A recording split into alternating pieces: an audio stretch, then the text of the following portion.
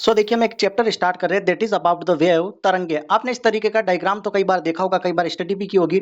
और कुछ टर्म है दैट इज वेवलेंथ, फ्रीक्वेंसी और एम्पलीट्यूड, इन तीन टर्म के बारे में भी आपने देखा होगा। तो ये जो आपको डायग्राम में नजर आ रही है रेड वाली, दैट इज वेव। इनको क्या बोलते हैं? दिस वन इज ना वेव। इनको हम क्या बोलते हैं? दैट इज तरंगे। क्या बोलते हैं? तरंगे।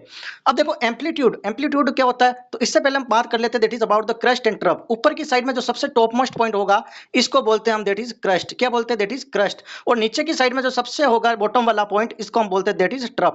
क्या बोलेंगे? दैट इज ट्रफ, जिसको हिंदी में बोलते हैं गर्त। क्या बोलते हैं? गर्त। और क्रस्ट को बोलते हैं दैट इज श्रृंग। दैट इज श्रृंग। यहां तक क्लियर है? Okay, now come to the point that is amplitude. आवृत्ति क्या होती है? What is amplitude? Sorry, that is आयाम बोलते हैं। एम्पलीट्यूड क्या होगा? इस लाइन से सबसे मैक्सिमम वाला पॉइंट, क्रस्ट वाले पॉइंट को मिला दो, this one is an amplitude. ये क्या है? एम्पलीट्यूड, इसको आयाम बोलते हैं। गर्त वाले ट्रफ वाले पॉइंट में मिला दो तो this one is an also amplitude. Clear है? और अगली पॉइंट में भी this one is an crust. Clear है? यहां तक एम्पलीट्यूड आपको पता चल गया, एम्पलीट्यूड आपको पता चल गया। मान लो ये वाली वेव बना दो तो इसमें ये सबसे मैक्सिमम पॉइंट चलेगा दैट इज एम्पलीट्यूड। ठीक है, ऐसे ऐसे ऐसे ले लो तो इसमें जो सबसे मैक्सिमम वाला पॉइंट चलेगा दैट इज एम्पलीट्यूड। यहां तक कोई डाउट है? आई थिंक आपको एम्पलीट्यूड वाला पॉइंट तो क्लियर हो गया। Now come to the second term that is wavelength, तरंग दैर्ध्य। क्या होता है वेवलेंथ? जिसको हिंदी में बोलते हैं दैट इज तरंग दैर्ध्य। इसको रिप्रेजेंट करते हैं लैम्बडा। इसको रिप्रेजेंट करते हैं लैम्बडा। क्लियर है? ये कहता है कि दो क्रस्ट के बीच की डिस्टेंस, दो क्रस्ट के बीच की डिस्टेंस, या फिर मैं दो ट्रफ के बीच की डिस्टेंस ले लेता हूं, that is called wavelength. That is represent by lambda. Clear है? वेवलेंथ क्या होती है? Distance between.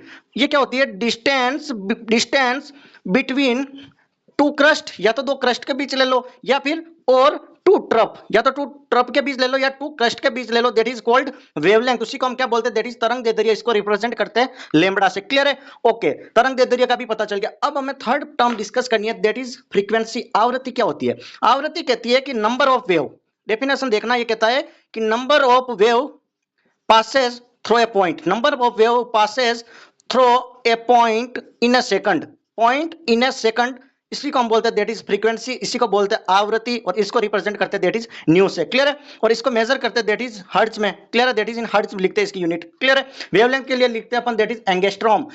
फ्रीक्वेंसी आवृत्ति के क्या लिखेंगे? That is hertz. क्लियर है? फ्रीक्वेंसी आवृत्ति।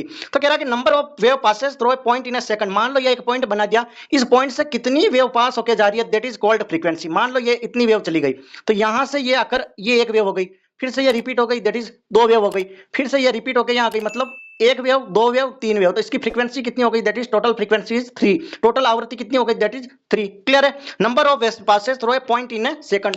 ओके, अब एक रिलेशन आता है that is c equals to nu lambda. C equals to nu lambda, ये रिलेशन निकल के आता है। स्पीड के बराबर होता है c equals to nu lambda, और न्यू इनवर्सली प्रोपोर्शनल होगा लैम्बडा के।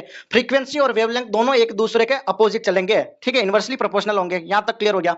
अब कह रहा है अगर हम साउंड वेव की बात करते हैं, ये कह रहा है कि अगर हम साउंड वेव की बात करें तो न्यू और लैम्बडा में, साउंड वेव में लैम्बडा की वैल्यू ज्यादा होगी, लैम्बडा ज्यादा होता है इन कंपैरिजन टू फ्रीक्वेंसी।